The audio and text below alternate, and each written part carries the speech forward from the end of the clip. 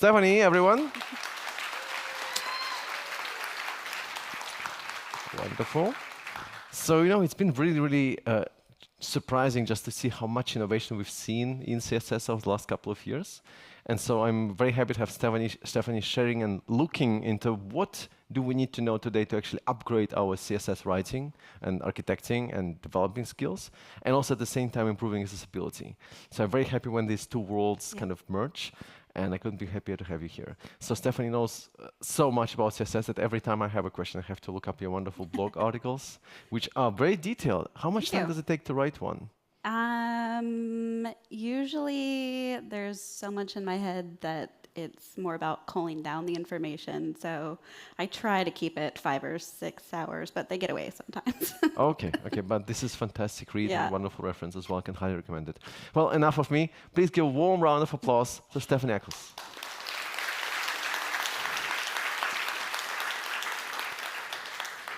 All right, thank you, everyone. We are going to dive right into our topic of modern CSS upgrades to improve accessibility. But before we get started, in case accessibility is newer for some of you, I want to level set on just a few terms. The Web Content Accessibility Guidelines, which I pronounce as WCAG, are an internationally agreed upon set of standards that provide criteria to help guide you towards creating more accessible experiences. And we're currently on version 2.2. WCAG is primarily made up of success criterion, or SC, which define parameters and guidance for measuring success in applying the criterion. Each criterion is sorted into levels of conformance that compound as single, double, and AAA, where each level also includes the previous level's criteria. A is the most essential non-negotiable criteria, for example, form field labels. AA is often the level required by legal obligations from countries or governments or certain industries, and is the typical level used for development. AAA includes enhanced guidelines, typically with stricter requirements, such as bumping up text contrast requirements to be 7:1 instead of 4.5:1 for general text. And I will reference these levels along with the success criteria as we go along. Our first topic is focus visibility. And we have 2 criteria for this topic.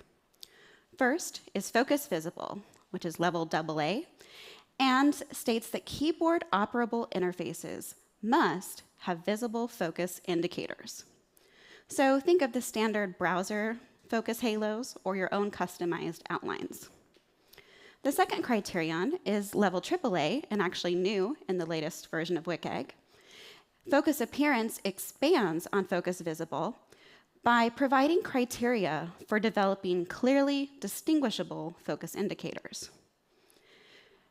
The key takeaway from the guidance for focus appearance is that any outline that is at least 2 pixels thick and contrasts with the non-focused appearance would pass this criterion, as demonstrated for this button, where we see the default on the left, which is the non-focused appearance, and then for the focused appearance, the button gains a 2-pixel offset outline. Now, there are many more nuances to how you may be able to pass this criterion, which you can learn from the wonderful Sarah Swadan. But today we're going to worry about meeting that 2-pixel width as a default. Our first step is setting outline properties on interactive elements when they're in the state of focus visible. Now, at first glance, this code snippet might seem kind of complex, but basically what we're doing is setting up a series of custom properties to define the outline and outline offset values for focused elements. The key feature is in setting the outline size variable using the max function. This instructs the browser to use the largest computed value of the given options. And in this case, we've defined the options of either 2 pixels or 0.15 em. The em value will change with the font size, but by using the max function, we've ensured that the used value will never be less than 2 pixels. The final value is used to set the defaults for the outline width as well as the outline offset. Another feature of this outline setup is the use of current color as the outline color, which assumes that the appropriate contrast is met as long as the associated text color meets contrast, as demonstrated for this simple link. The second step is to customize the outline properties for specific elements and components as needed, such as this button, where the current color default would compute to white and not have appropriate contrast against the background. So instead, we'll update it to be the same color as the button background, and thanks to the built-in outline offset, there's a visual gap between the button and the outline, which further helps create a distinguishable focus appearance. And with these styles in place, we've handily met both criteria in a way that scales across our components. Also in WCAG 2.2 are two additional criterion related to focus, and which are effectively two levels of the same guidance. These state that when a UI component receives focus, at the minimum level of AA, the focus component is not entirely hidden due to author-created content, and at the enhanced AAA level, no part of the focus component is hidden due to author-created content. Now, while these are scoped to say due to author-created content, we can actually do one better and help focused elements come into view more easily. The default behavior of the browser when an element is focused may or may not always move the scroll position, as demonstrated when moving from link 3 to link 4. In fact, the browser Chrome itself is slightly obscuring the focus outline in this instance.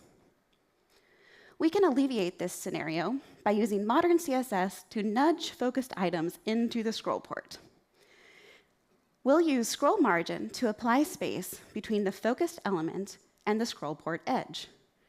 Important to know about this particular property is that it does not affect your spacing in the underlying layout, only the scroll position of that element. So this will enhance the visibility of the focused element by forcing a scroll position adjustment.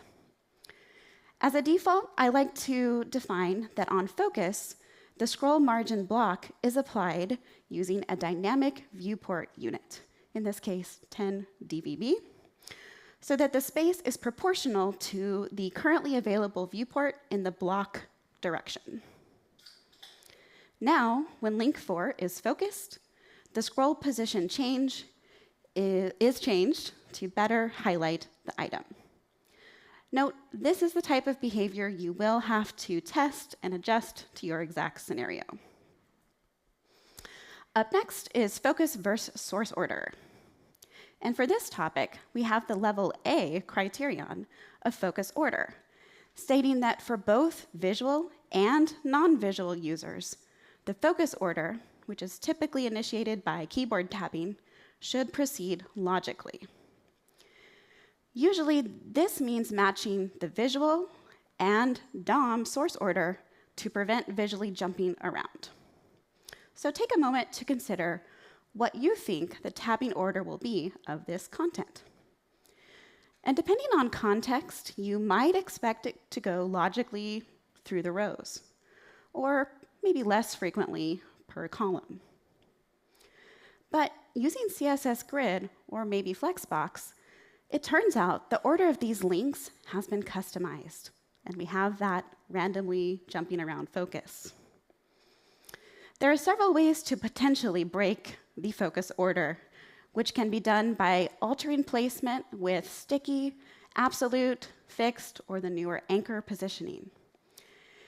You can also change it on purpose or accidentally from explicit placement in grid areas by using the order property for grid and Flexbox and masonry layout, which I didn't expect to be back in the conversation. But how can we fix breaks in the visual focus order? Well, it starts with being mindful of how you develop your source in the first place. In other words, when you are placing interactive elements in a layout, it's important to consider the actual order in the DOM as compared to what the final layout position for those elements will be. And if you do encounter breaks, try to reorder the source instead of using CSS when possible. But with that said, we do have an incoming modern CSS feature pairing of reading flow and reading order, where our reading flow will control the order that elements in a flex, grid, or standard block layout are focused using linear sequence, and reading order will allow manually overriding the order of items in that reading flow container. You can learn more about these properties on the Chrome developer blog. To my awareness, both Mozilla and WebKit have not released standards positions on these properties, so it may be some time before we can actually effectively and safely use these to fix a broken visual focus order. But where supported, we will be able to use them to resolve the tabbing sequence of things like these links, in which case this layout is using a grid. So by setting reading flow grid rows, we can move sequentially through the links per row without having actually changed the CSS or the underlying DOM structure. Next up is desktop zoom and reflow. This is a AA criterion, and reflow is the term for supporting desktop zoom up to 400%, where content should reflow into a single column without loss of content or functionality and without requiring scrolling in 2 dimensions. Additionally, this criterion provides testing guidance that states that on a 1280 pixel by 1024 resolution at 400% zoom, the viewport is equivalent to a CSS resolution of 320 pixels by 256 pixels, which is an aspect ratio demonstrated by this box. Let's put that aspect ratio into perspective by comparing it to the portrait and landscape orientations of the iPhone 14, where for the portrait orientation, it's almost equivalent to the width, but much, much shorter than the height. And for the landscape orientation, it's close to the height, but far more narrow than the width. I've provided the iPhone comparison because it's important to note there is no dedicated zoom media query. However, media queries that affect viewport widths that approach 320 pixels or less than that will affect reflow. And usually, when we think about developing for narrow viewports or mobile devices, we're used to thinking in terms of responsive design. But for the sake of this criterion, we need to reframe our expectations of reflow versus responsive design. First, this user is on a desktop, not a mobile device. And their desktop is less likely to be, or at least be used as, a touch device. We need to think about rearranging and not removing content and functionality. And as I demonstrated, the orientation is a lot closer to landscape than portrait, or rather the aspect ratio is, which may be at odds of how many of us are accustomed to designing for mobile viewports. So my key takeaway for you, honestly, if you get nothing else out of this talk, is that viewport size is not a proxy for device or user capabilities. And while this is a good adage in general, for the sake of this criterion, consider that a small viewport doesn't necessarily mean mobile, doesn't necessarily mean touch. It may just mean a high zoom level is in use. Here are some other potential reflow breaking scenarios when we get to that 400% level of zoom. Sticky navigation, which will cover half or more of the viewport. Contained scroll areas becoming unscrollable or even cut off. Unwanted results when using fluid typography techniques.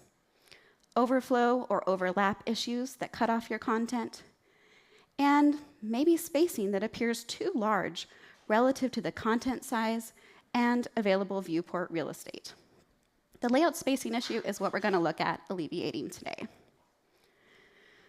This rule to add margins of 128 pixels between sections may seem pretty harmless until we zoom the UI in to 400% and see how that margin space becomes over half the viewport height. Instead of pixels, we can make a swap to VH, or viewport height. And here's a comparison of how pixels and view height values change with zoom levels, where pixels defines the height of the box on the first row, and 25 view heights is used to define the height of the box on the second row.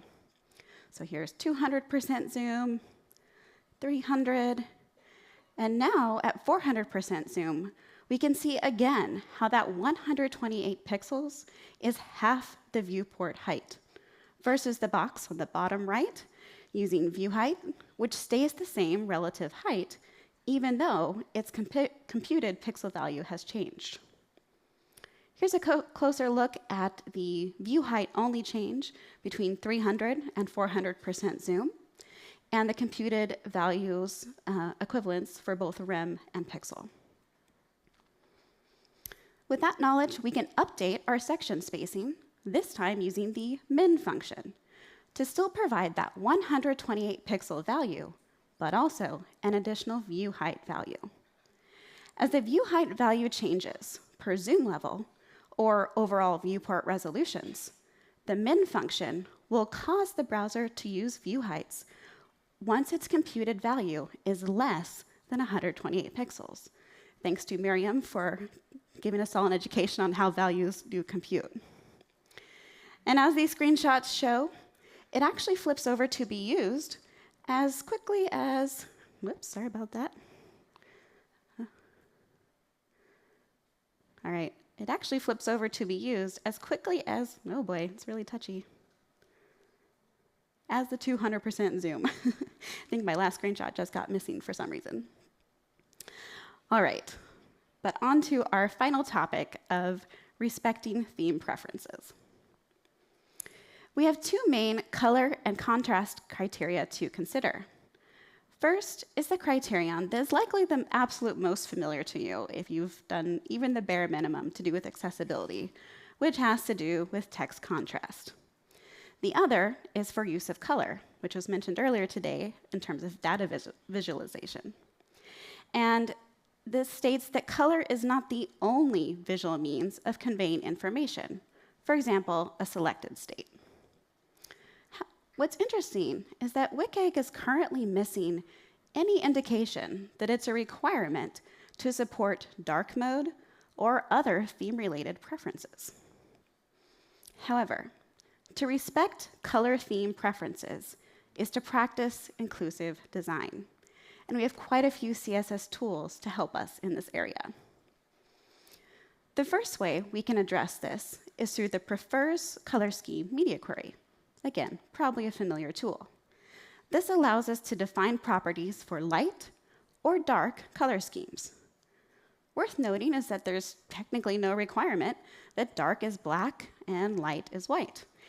It's more about thinking in darker or lighter values of a color scheme. Beyond the media query, I would encourage you to set up the color scheme property, which enables you to indicate whether your site supports light themes, dark themes, or both.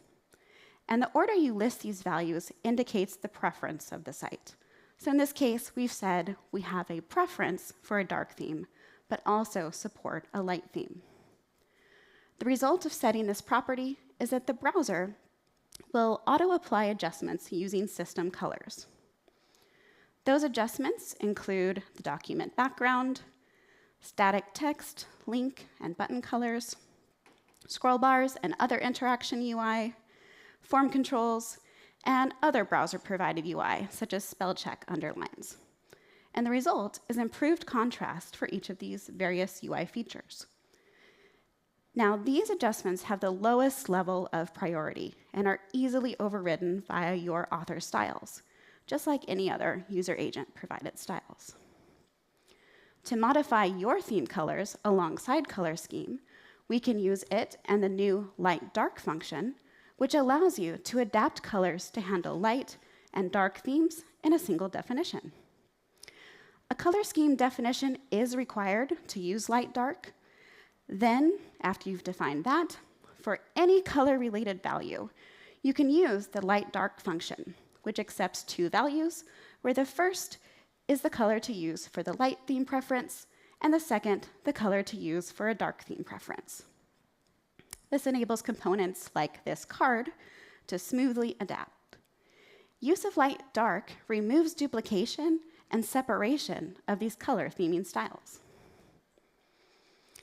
The final way we'll respect a user's theme preference is by considering forced colors mode, also known as Windows High Contrast Mode or WHCM.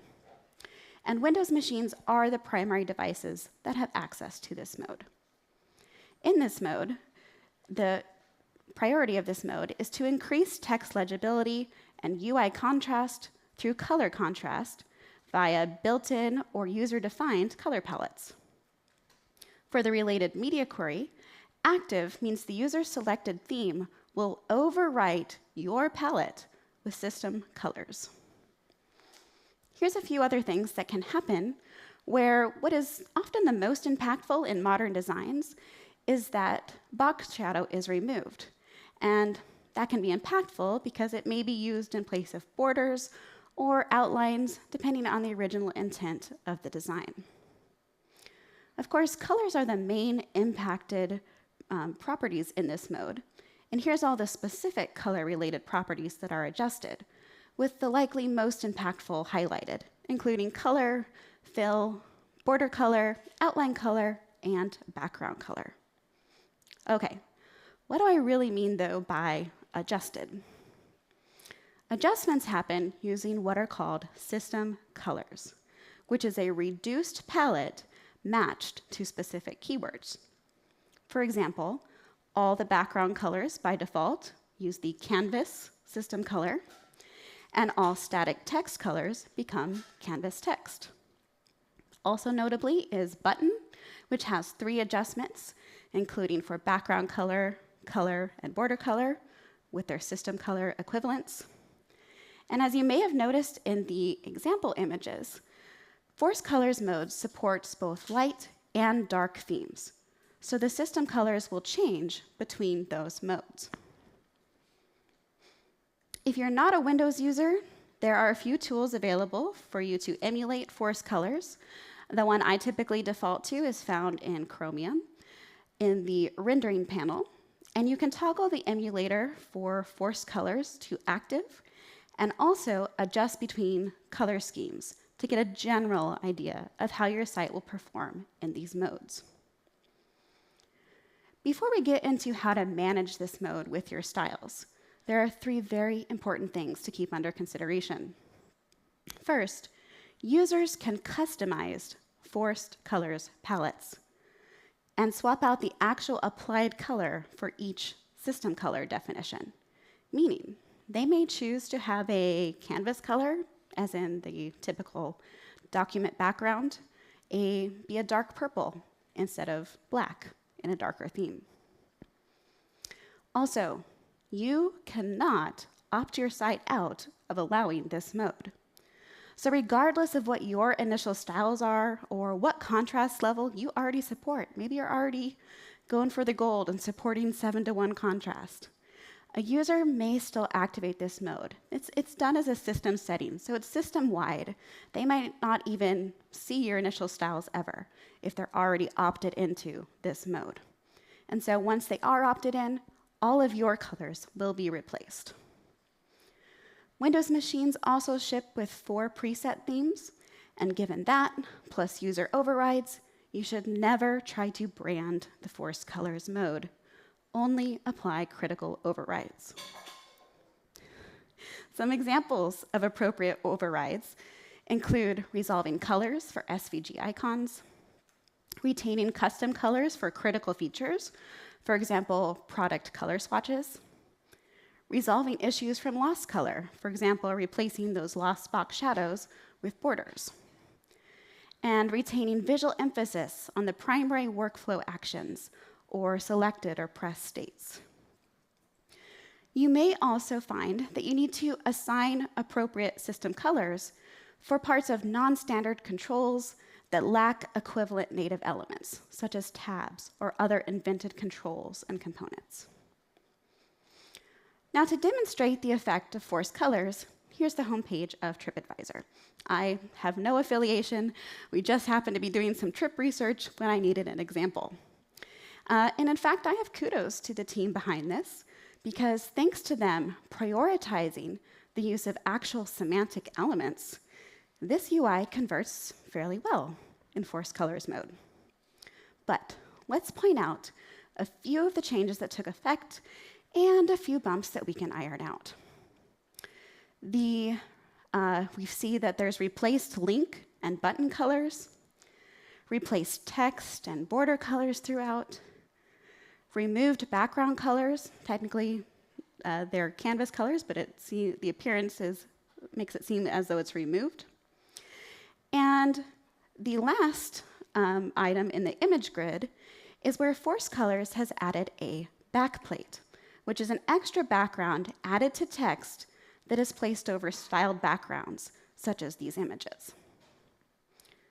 This callout is an example of a common issue with when background colors are changed in Forced Colors mode, which is loss of the visual boundary around a component. In this case, the floating callout now blends into the page background. The quick fix in maintaining component boundaries is to define a transparent border. A transparent border will have its color changed to canvas text, therefore making it visible in this mode. There's no media query required here. We can just bake this into your base styles.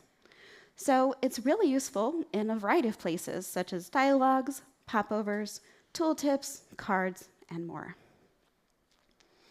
In some cases, backgrounds or fills are removed for icons or elements that use color to communicate information, as in the notification bubble.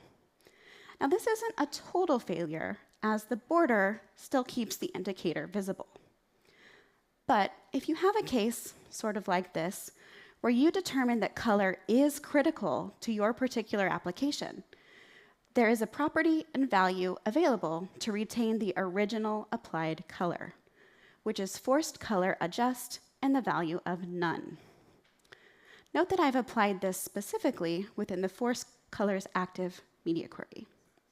However, there is a critical side effect of using this combination, which is that higher specificity styles can easily override any element that has set Forced Colors Adjust none. So for example, setting a custom property value elsewhere in the system with higher specificity that overrides an intentional system color replacement. We can introduce cascade layers in this instance as one method of preventing specificity styles, or higher specificity styles, conflicting with Forced Colors overrides. We can ensure that the Forced Colors layer is last in the list, which then gives it the highest specificity against all other styles. This is a link to my intro article on smashing from, shockingly, 2022, but it will help you get started with cascade layers if that is newer for you. Now, similar to the callout, we can bring back visual emphasis on this Learn More button by baking in a transparent border. However, this is a case where we might actually want to keep a stronger visual emphasis on this button since it is a primary action. A safe way to do this can be to invert the canvas and canvas text colors. But there seems to be an issue in this update, as seen in the third screenshot. What has happened is that the Forced Colors mode has detected a styled background and forced in an extra style called a backplate behind the text. But since we have updated the text color as well, it has completely lost contrast in this instance, and let alone doesn't look that great having that extra rectangular appearance. To resolve and remove the, in this case, unnecessary backplate, the only option is to once again use Forced Colors Adjust none. And again, it's recommended to check your adjustments in both light and dark force colors themes, where this last screenshot shows a dark theme preview of this adjustment. Speaking of dark themes, the last override we'll make has to do with the fact that dark themes are available in force colors mode, even if not supported by your regular site styles.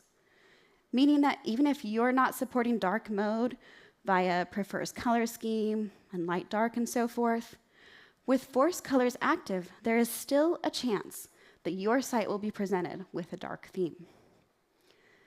When a dark force colors theme is in use, a common issue is having transparent SVG or PNG images lose their contrast, such as in the logo.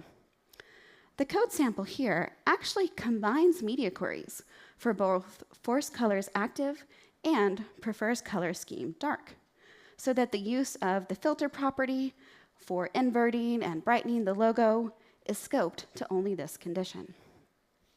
Now, if you have access to the original page source and aren't inhibited by a CMS or some other build condition, it would be best to swap out the underlying asset through another means.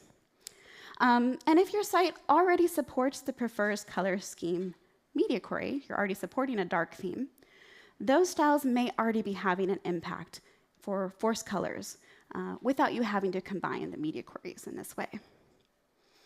If the image is more than a single color, you can more simply invert the system background color to canvas text instead of using filter. If necessary, you can use force colors adjust none and more explicitly define white or another complementary light color as the background color. All right, we covered a lot of tips in a lot of areas, so let's do a quick review. For focus visibility, we set up customizable focus styles, focus visible styles, using custom properties to ensure that we were using at least a 2-pixel solid outline for all of our interactive elements.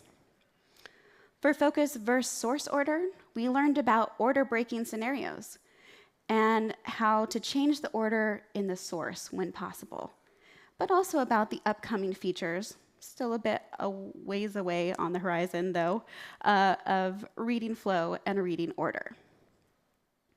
For desktop zoom and reflow, we traded pixels for view heights and used CSS functions for dynamic contextual spacing.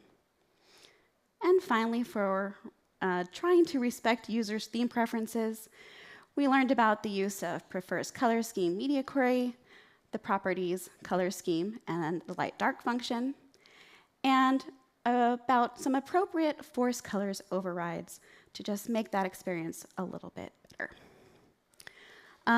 It has been an extra honor to be here today. I didn't realize the morning speakers started a trend with saying this, but the only other time that I attended SmashingConf was 10 years ago at this theater. I wasn't on stage, I was just attending. And in fact, at that time, I hadn't even dreamed that one day I would be on this stage myself. So I just want to give an extra special thank you to the Smashing team and Vitaly for having me, but thank you, and yeah. Thank you so much, Stephanie. Would you join me for the conversation? Well, I didn't know that you were here 10 years ago. I was. Just a little baby developer on my own. Yeah, so. we all have been, yes. You know, it's interesting to me also that given just the sheer amount of things that we can now do in CSS, there are still a few things that seem to be quite difficult to wrap your head around. One of the questions that often comes up in the magazine and in general is, so we have animation, because everybody is doing some delightful animation, motions, transitions, and so on and so forth. And it's a common perception that to make animation accessible, you remove it, right? Which just kind of defeats the purpose. So I'm wondering, what would be the strategy or ways to deal with motion, animations, transitions? What should we respect there? Yeah, there's different types of animations. I don't claim complete expertise on knowing the differences. I would point you to resources from Valhead, which I know several are on Smashing. They're several years old, but they're still completely valid because the criterion around those hasn't really changed. But sometimes, for example, you may be able to do like a fade in, fade out, in place animation, as long as it doesn't shift the page around, right? There's certain kinds that you may be able to keep as long as it doesn't cause a blinking or flashing appearance. That's the main issue with that particular type of transition. But if you're doing a lot of things with like view transitions and you're having things whiz about, probably most of the time you need to tuck those behind a perverse reduced motion. But you do want to be careful with that too. You don't want to completely knock it down to 0 or to none. You want to use I think 0 milliseconds safe. Someone can correct me, or at least a 1 millisecond transition, because you might have JavaScript events tied to that. Yeah. Also, I'm thinking, I had this idea in my head, now I've forgotten it. Just now. Okay. It will come back to me, I think, eventually. Oh, right. Now I know. Do you think, and I know that you've been passionate about accessibility for quite some time now, and we have now European Accessibility Act that's kind of, came into force on June 2028 this year. Anybody had to stumble or deal with or somehow change the code base based on European Accessibility Act? 4, 5, 6, 7. You're welcome, coming from Europe. Yes. Do you see that it has changed things, the perception of accessibility, the more, I guess, motivation to do things in the world of accessibility to just make more accessible experiences in general? I thought it was going to change more. I think there's always very dedicated, amazing people doing their darndest to put out excellent educational material. I don't know if I think it maybe increased a little bit in the past few years, but I don't know that I specifically know of any particular initiatives, beyond that are kind of more internal to companies. So, yeah. Also, just to explain a little bit from my perspective, also the European Accessibility Act, the big ambition behind this is, of course, to make sure that people or European users are protected in a way that the interface must be accessible to meet their needs. Doesn't matter if you're operating from any country in the world, as long as you're serving European customers, you must be complying with the European Accessibility Guidelines, European Accessibility Act, which is pretty much refers to WCAG AA, although it's not enough. Right? That's a whole big story about that. And it's been a bit disappointing, I have to say, to see that even in Europe, this has been a shift, and everybody knows about EAA, which is funny, but not about WCAG necessarily. Okay. Right? So this has been kind of happening. People speak about it, but it's maybe hasn't been so phenomenal shift there. A few questions come in here. Well, I knew it will come. Stephanie, she's writing right now. It's writing. What are your thoughts of using accessibility widgets or overlays for your websites, like Accessibility, Userway, and so on, to make them more accessible to your users? I know your answer, but yeah. The correct answer is don't use those. There's demonstrably issues against it. There's a whole I forget the name of it because it's been a few years. Overlay. The colloquial term is overlay, which is kind of confusing when we're talking about overlays related to like dialogue overlays. Yeah. But overlays for accessibility are where they're trying to insert their own kind of. They position themselves as being helpful, right? It's like, oh, you can fix the color contrast, you can bump up the text size, but by and large, those are available for other tools for the users that actually need them. And really, at the end of the day, it's more important that you fix your own site instead of relying on this Band-Aid. It can't, just like AI use of anywhere else, it can't correctly assume context or always apply a fix that is actually improving things for users.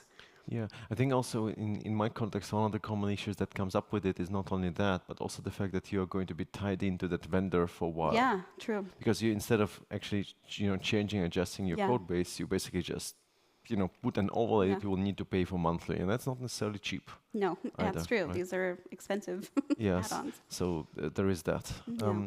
For companies that are just getting started with accessibility, where would you suggest beginning? An audit or training or books or something else? You said for companies? We're getting For started? companies. Okay. There's, again, the community around accessibility is amazing. There's so many free resources available. You know, I guess assess kind of where the skill set of your developers as well. You might actually have a champion of accessibility that's already been trying to get things to be better. It's kind of what I've seen. You know, but if you are going to invest in it, I would also really encourage you to invest in it for your whole team. Don't try to just pick one person. Everybody needs to know, because otherwise what happens is one person starts making changes, cool, things are fixed for a sprint, and then immediately you encounter regressions again.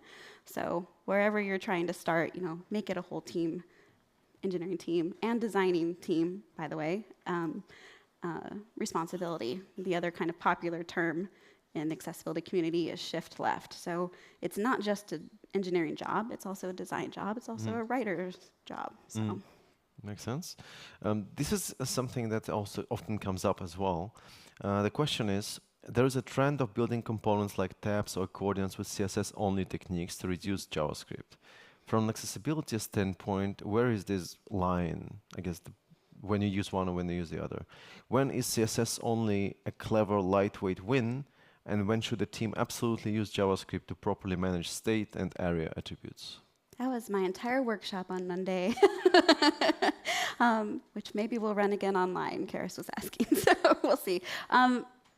The short answer is, the maybe easiest way to summarize it would be, if you are trying to use something like a checkbox for things a checkbox wasn't designed for, which is pretty much everything except for saying yes or no to a form field question. When different types of assistive technologies encounter that interactive element, if it's a screen reader, it's going to be announced as checkbox. And maybe you're trying to toggle a theme or visibility. And even if you have a label attached to that, it's still not going to quite communicate the right thing. If you have a speech recognition user that encounters that checkbox, they may be able to say toggle theme. It depends on how good your label is. But I picked a bad example for that. But if it's more ambiguous than just kind of toggling something on and off. And even with, you know, tools that do make it into the browser, such as CSS carousels, which are still lower support, I'm personally not able to support that because it's still missing the mark on some things related to accessibility. But anytime you need to communicate state, you need to you know, say something more specific than on and off. You need to say it's selected, or it's pressed, or it's expanded, or this thing is connected to this thing. CSS alone is not able to manage those states and manage that communication. You need JavaScript and you need ARIA. Usually it's pretty lightweight JavaScript, so that's the good news. And we do have like popover, which is an HTML spec, technically, but it does come with some reasonable default ARIA. It doesn't cover everything. So there are some kind of handoffs between CSS, HTML, that's getting us closer to some, you know, common interaction patterns.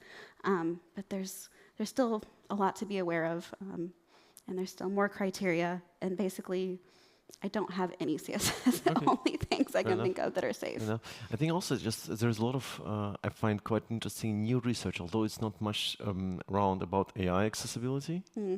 Because obviously whenever you have a chatbot, right, then you have a conversation and then the conversation goes from top to bottom, but the field where you're typing is at the bottom, right? So when you're navigating with the keyboard, it kind of goes from bottom to top. Yeah. And very often you have a lot of controls of how to choose a model, how to refine the output, and so on and so forth. Yeah. So you have all these things that you need to go through, tab through backwards.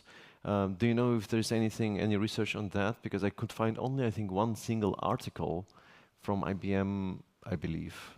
Yeah, I am not personally aware of any. I know what I would agree that it's a pattern that makes a lot of sense if you're an able visual user, but yeah, I think it probably needs some more exploration in the industry.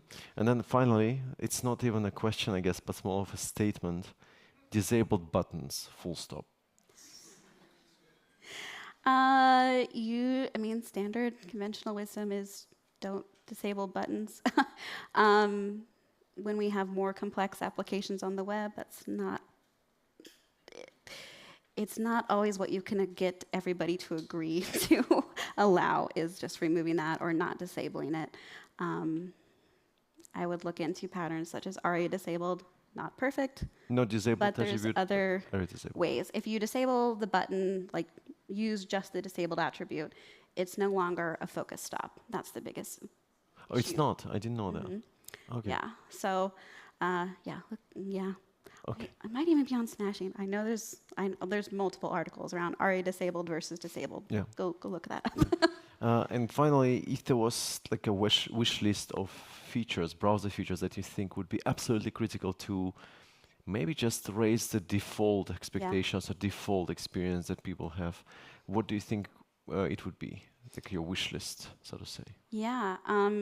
One that's come up that I agree with, again, that's, as I explained, tangentially related, is having the opportunity to switch dark light themes, not be beholden on the site owners, but may raise that up for all users in the browser, because you don't always want it tied into your OS setting. That's one thing, but I'll have to think on that if there's any others. Beautiful. Well, thank you so much, Stephanie, for joining thank us you. and for sharing your insights. It's always incredibly helpful and valuable. Thank you so much. Thank you. Thank you so much.